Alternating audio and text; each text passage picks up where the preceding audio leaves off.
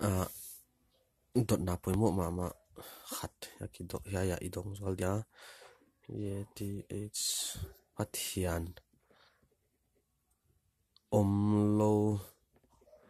chite omdan Bible in chang ta kena ki gela hai Bible a chang ta kena ki gela hai pen dong zwal le che hi hai ding ina Psalm number 14 verse 1 a hi chin a ki gela hi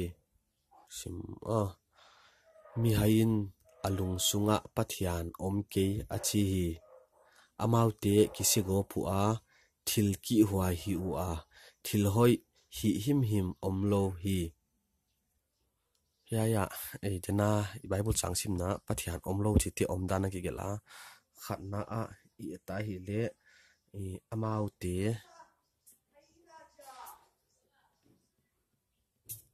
kisegop ahin khwaw kisegop ani na thil ki huai hi u ma English a I ta le ya a kisegop chi pen khadial they are corrupt corrupt they are corrupt ma hai ba ya abominables kichahi abominable works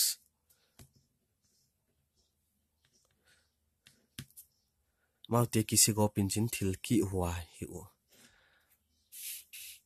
achile hiai dan in enni Pathian omlo chite omdan hiai hi ma achile Pathian omchia ai kele ka gingta chia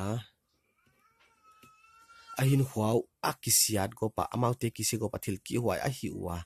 a hiale a result ki banglo piang thak e Pathian omlo chite result hiai ai chu ahin khawa arki result akimu hiak dan hiai